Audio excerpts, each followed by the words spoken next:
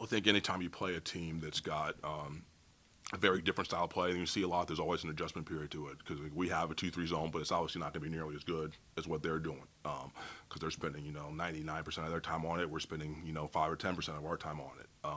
So it's not going to be as good. So there's an adjustment time. It's the same thing when you go with a team that's pressuring a line, those type of things. The same thing we see when we go with a team that really gets out denied. There's going to be an adjustment period to it. I thought a lot of the turnovers early were careless, and again I thought a lot of the turnovers again late were careless, which allowed them to get back in the game. Tim, when we stretched that lead out, Tim had I think 6 of our first 8 points. We started 7 for 8 there in the second half. Again, was it just a matter of just settling down? Yeah, I thought our guys did a good job of adjusting to what they were doing at the half. We got some good looks early. We were able to. I thought at times there's a tendency when you're seeing zone, especially growing up, is you're constantly have a guy in high post standing there, which means you can't drive it. And the way they're doing it, they're spreading it out so much that you can't drive it, and it gets you reluctant to throw passes. And we're hiding behind it. I thought we did a better job of spreading them out offensively, opening up post isolations, and then giving ourselves a chance where we had some gaps we could drive it in. With Andre out today, Noah Williamson, 6 points, 4 rebounds there in the first half. He's a guy that you've talked about a lot, but he finally got a chance to show it there a little bit. I think Noah is going to be a very, very good player here. The challenge he has right now is he's playing behind 2 guys that obviously been around and had some success, but that doesn't mean it won't change between now and the end of the year. He's certainly a guy we got a lot of faith in. If you were in practice, you'd see what he does to those 2 guys consistently. I think Noah's the biggest thing he does, he's very active. He's very athletic, so he can jump multiple times. He can move his feet. He can block shots. He can rebound with the play where he got faked, landed, faked, got up again and contested, came down and got up and got the rebound. That's a special skill he's got, so we got to continue to work, and he'll continue to get stronger and better, and I think he's going to be a very good player for the Bison for a long time to come.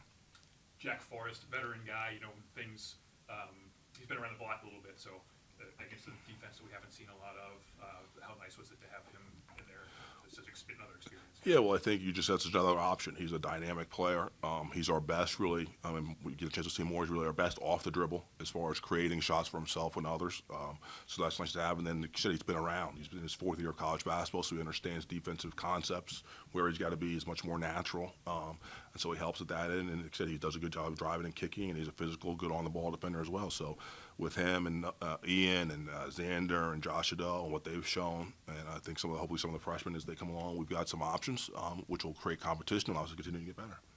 How much are you looking forward to the next couple of weeks? Finals are behind the guys now. I know that's a very stressful time. Not a lot of sleep for the guys going into that time period, but now you can focus on basketball practice at some normal times during the day. Well, I think the biggest thing is, like you said, we get more of a normal schedule.